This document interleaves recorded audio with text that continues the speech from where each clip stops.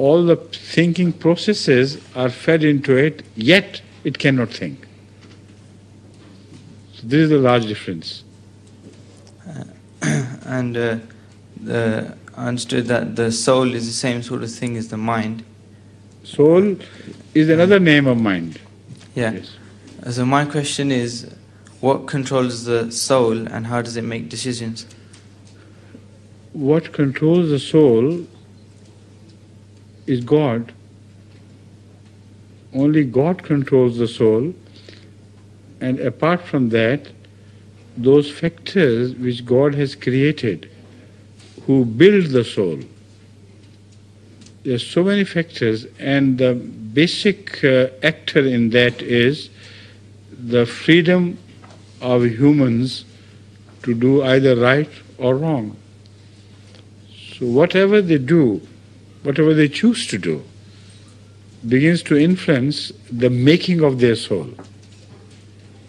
So that is why some souls are created which are fit to be the fodder of hell.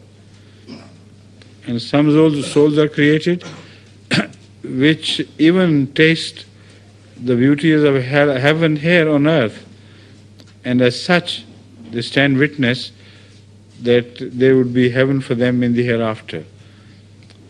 So the souls who are heavenly bound, have their influence on the body which carries them. So that is the factor which I have been repeatedly pointing out, that you can peep into the souls through the eyes of the person who holds that soul. People can deceive, of course, but not all the time, not everybody. The eyes are telltale windows through which you can peep into the souls of bad people as well as of good people. And that is how the soul is made up, and that is what factors control the soul. But ultimately, of course, Allah controls all souls. Thank you. Assalamu alaikum, Azur. Wa alaikum assalam. My name is Mikhail Chambers. I'm from the Warsaw Jamaat, West Midlands. Yes. My question is on Egypt as well. I'm interested to know, did the early Egyptians, such as in the time of the pharaohs, did they ever believe in the oneness of God? And if so, Yes. when did it change or start deteriorating? Correct. I have made some extensive research into that matter. And I came to discover that those pharaohs who believed in the unity of God, their history was played down by the pharaohs in general. And we come across some pharaohs who believed in the unity of God and who held the flag of unity aloft very clearly. But they were dubbed as some people who have invented a new God. And that is an allegation which is leveled also against Hadhrat sallallahu alaihi wasallam. Because in this way they can deceive the commoner. Such pharaohs, as I said, were introduced to the people by the then, orthodox clerics of Egyptian ideology or beliefs. They condemned them among the people, although they could not raise their voice openly against the pharaoh, because the system was such that a pharaoh practically possessed absolute powers. So they lay low and quietly propagated against him and said he is not mentally right. He is inventing new gods. While he was not inventing new gods, he was against inventing new gods. He believed only in one God. So I don't exactly remember the name of this pharaoh which I'm talking about, but I can pinpoint. I have got the books to identify the man again. So before that also, there are many periods in the history of Egypt where one god was presented and one god was worshipped. So it is for the scholars, Ahmadi scholars now, to go through the history of Egypt, not through the eyeglasses of the Western scholars, but by reaching the source material directly. Because most of the Western scholars believe that pharaohs believed in no god but themselves.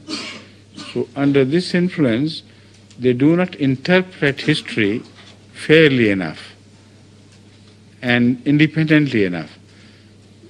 Generation after generation of these scholars are influenced by the thoughts of the previous generations.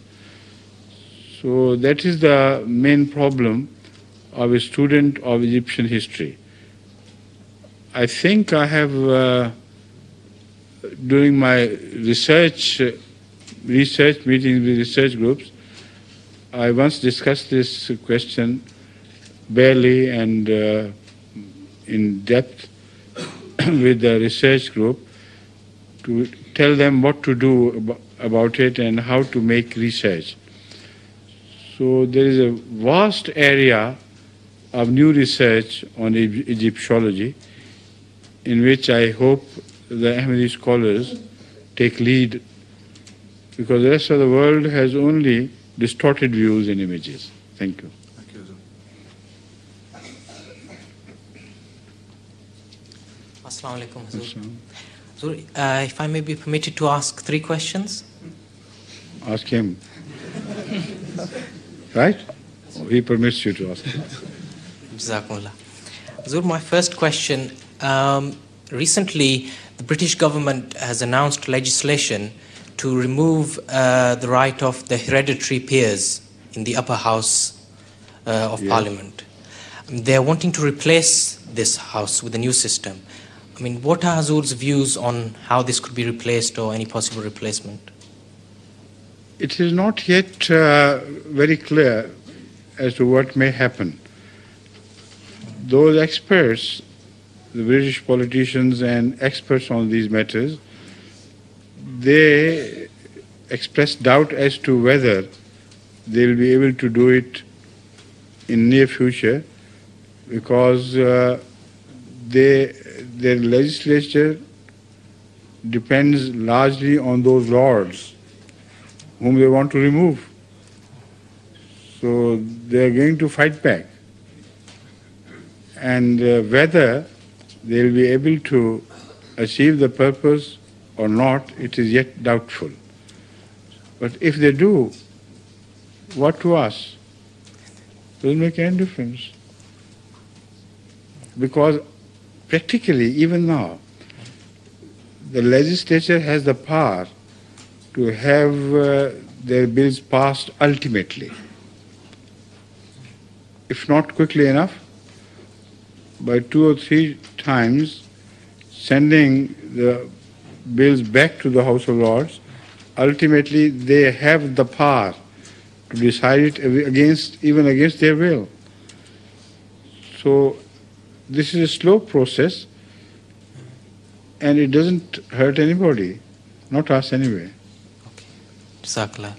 So my second question, Ahmadiyyat is here for the renaissance of Islam, as we believe. With this renaissance of Islam, does Hazur also see a renaissance of Islamic science as there was in Muslim Spain in due course? I doubt it. It's far too late to think of any renaissance of Islamic sciences, because in fact there are no such sciences as Islamic sciences. Sciences are common. They have no religion. The only religion of a science is, or should be, truth.